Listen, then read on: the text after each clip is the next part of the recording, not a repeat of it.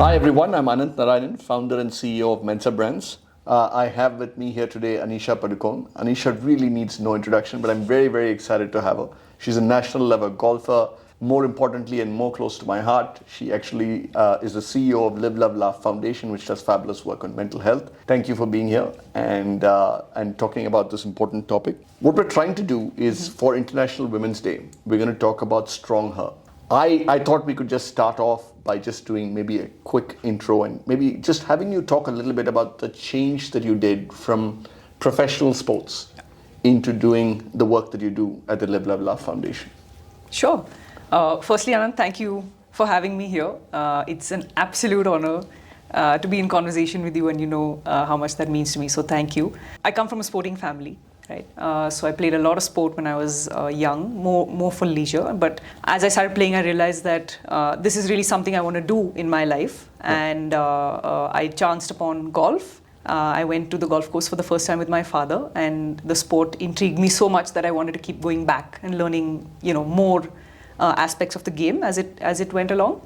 So I think that's something that got me started on my journey to golf, and pretty soon I realized that this is the sport that I want to play, and I want to make a career out of it. I played competitive golf at a junior level, at an amateur level, and represented India as well at the amateur level. I turned professional, and that's around the time when the foundation was also set up.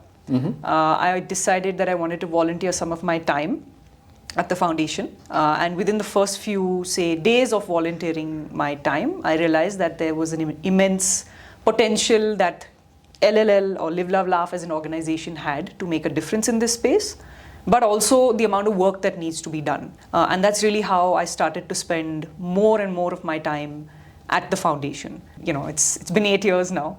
That's how long I've been at the foundation. And what have you learned from sport that you translated into the work at the foundation that you do?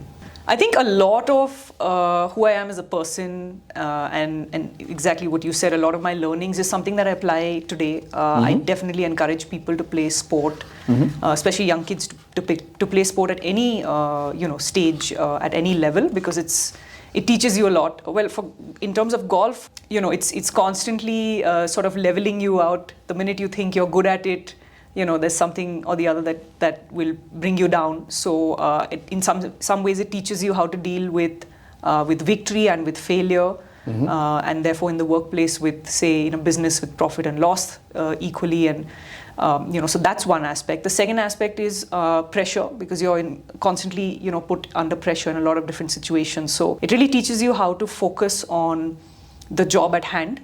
So in sporting terms, how they call the shot at hand or the task at hand. So you're able to zone in on that as opposed to focusing on the pressure, because that's not in your control. So learning how to deal with things that are in your control. Yeah. So these are just sort of a few examples. Of course, there's many more. Golf is a sport where you don't necessarily have a referee sort of standing on your head the whole time, the way you do sometimes in other sports. So it teaches you a lot of integrity. So these are just a few examples of great, actually, by the way. Things that I've learned. Yeah. And just building on that, Anisha, as you think about leadership and women in leadership, right? I mean, you've sort of done fantastic things in sport, now doing fabulous things at a foundation. What are some pieces of advice you'd have for people starting out on what they should do, especially women? I think if you're in a situation where you can, or in a position where you can find something that you're extremely passionate about, ideally, that's something that you should opt for. In my case, I would say I'm extremely fortunate to have found not one, but two things that I'm really, really passionate about, and able to also, pursue them as career options. So first was golf, of course, now mental health, which is a cause that's really close to both of our hearts. Yeah. So I think firstly, being able to, channelize your passion or being able to follow your passion is one. Secondly, there's no substitute for hard work. And you may be, the most talented person in the room or in the group, but hard work, typically always trumps talent. And if you have both, then who can stop you? So hard work for sure. And for women in leadership positions, I think definitely being able to walk the talk to a certain extent. If you expect your team or your colleagues to, perform a certain way or be a certain way, I think it's very important for you to also sort of walk that talk and set set those examples. So passion, hard work, role modeling. Yeah. Right? Who would you say are your mentors? I mean, who have you sort of learned from, and who sort of supports you as you go through the journey, and how important is mentorship? So I think my mentors have, of course, changed over a period of time. When I used to play golf, I had my coach, but he wasn't just a coach, he was also a mentor off the course for me, Mr. Vijay Devecha. And then coming into sort of the work sphere, a lot of our trustees, and if I have to say who my mentor is, I'm almost sitting with one, speaking to one. So I think there's a lot that I can learn, and that I do learn from you, say, all of the other board members who sit on our board. It's a great experience for me to be able to share the room with you all and understand how certain things work, thought processes, etc. No, I think that's great. I want to switch us a little bit in terms of topic and talk about fitness and wellness, right? How do you prioritize mental health and how do you prioritize physical health? What are your routines? What are your tips? What do you do? So let me start with physical health first. I think for me, being physically healthy, again, comes very naturally to me. I've always been an active child. I've always played sport, done something outdoors. For most of my childhood and growing up, we didn't have gadgets and devices, which is actually a big, big blessing. Yeah. So a lot of that involved outdoor activities. Of course, like I mentioned, I played a lot of sport. So staying fit for me almost is a way of life, which I'm fortunate about. It's not something that I have to make an effort for. I actually enjoy doing it. Now with my work routine and schedules, of course, I don't get to sort of maybe play as many sports as I wanted to or want to or would like to, but I definitely exercise. I go to a gym, and that's something that I enjoy doing. In a sense, I'm working on it physically, of course, but also mentally. It's a switch off for me mentally. Yeah. So, a couple of times, maybe 3 times in a week. I don't overdo it, but that's definitely one thing I do from a physical fitness standpoint. And if there are times when I'm not able to do that, let's say on a holiday, I'll still try and make sure I get in, a 30-minute walk somewhere, some fresh air sort of a thing. So it's always, I don't look at health as an isolation of physical or mental. I try and sort of combine the two. You almost build it into your schedule, essentially, yes. right? Yeah. I would say build it into your lifestyle. Into your lifestyle. And if you look at physical health, mental health, nutrition, these are all, you see people going on fad diets or trying to lose a lot of weight. But I'd say, I'd really encourage people to focus on being healthy, as opposed to having a target of, say, losing X number of kilos or being a certain sort of physique.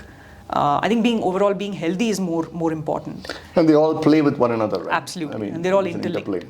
Coming to the mental health aspect, I think very importantly, I try and make sure I get enough number of hours of sleep. I actually don't drink any tea or coffee. Which you know about, and that really helps me. It's really just about what helps you as individuals. So that helps me. It really helps me regulate my sleep and get in the number of hours that I need.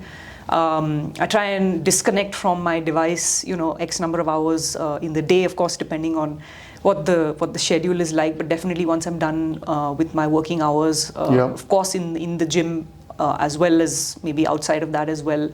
I try and physically distance myself from my phone, because you know how it is. Your phone is lying there, you're always going to pick it up and be intrigued by what's going on. It's almost like an addiction. So sort of these small things, I try and take breaks short breaks every couple of months. Fortunately, work-life balance is something I'm able to maintain.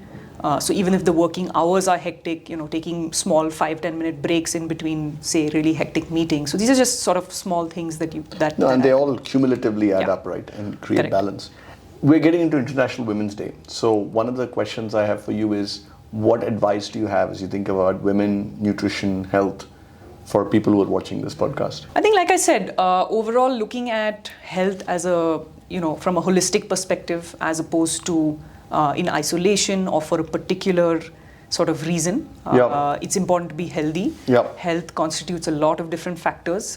We've talked about the physical, we've talked about mental, we've talked about nutrition, exercise, emotional well-being. So of course the term well-being is used a lot more in today's day and age. So I think overall, holistically, being healthy is something that we can all sort of work towards. And I don't think it's not a destination that you reach. It's a journey. So every person's journey is different. It's important that you don't compare yours to somebody else's. which is a lot of it which is a happens. problem, right? Especially on social problem. media and so big on. problem, especially maybe with a younger adolescent age group. So Yeah. everyone's individual journey is equally important and different. So Yeah. the most important thing is to find what works for you and to stick to that and sort of hold yourself really accountable. Because if you say you need X number of hours of sleep every day to function properly, then you've got to make sure, and you may have to compromise on certain other things, but so be it, for the sake of your health. Got it. On nutrition that you touched on, I think we're generally a vegetarian nation, 35%, right? And protein is obviously quite important for physical well-being. What do you do for protein, and what do you like, and what do you do? So when I was playing, I actually used to consult a nutritionist. It was extremely important. My diet was and probably still is a little bit more carb heavy. Yeah. Maybe also that's because what I need for my body. But yes, at that point of time, my nutrition plan included having a little bit more protein into it, adding a lot more protein into it, and I still try to maintain that now. Yeah. Of course, you have the MyFitness products, which are a great source of protein for those who are looking for it. So I think it's important to have a balanced diet. We're talking about balance of overall health. So we look at nutrition. It's important to have a balanced diet, including enough protein in your meals as well. Oh, great. Well, thank you. I think if I were to just, I think multiple takeaways, at least for me, right? One is think of it as well-being, and I think multiple things come together. I keep hearing you use the word balance, which I think is quite important, and sort of build everything into your lifestyle, so that it becomes natural, right? So very, very helpful. Thank you.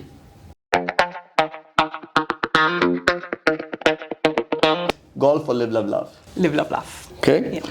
Who is the fittest person in the Indian sports fraternity today, in your view? Oh, cliched answer, but I have to say Virat Kohli. I think he's supremely fit. Got it. He's an athlete. I would say everyone has to be, and there are levels, but he's really on another level. Yeah. Coming closer to home, you're going to have a new family member that's getting added. Congratulations. Thank you. How does it feel? Great. First time feeling. And between the family members, your parents, Deepika, Ranveer, who do you think is going to spoil the child the most? Spoil? It's a tough one. I want to say Ranveer, but I have a sneaky feeling that my parents are also going to be there. Right up there. That's good. Maybe you as well. You never know. Maybe. Yeah. Favorite MyFitness peanut butter? Chocolate. That's good. If you were to invent a new flavor of peanut butter, we were to do it, what would you recommend that we do? Honestly, I'm a classic flavor kind of person. So I know you all already have a classic, but maybe a slight twist on the classic. Slight twist on the classic. Okay. Favorite IPL team? RCB, Bangalorean at heart. All right, perfect. Great. Thank you so much. Thanks, Ananth. Thank you. Wow, that's a huge one. Heavy hamper. Yeah. Fun.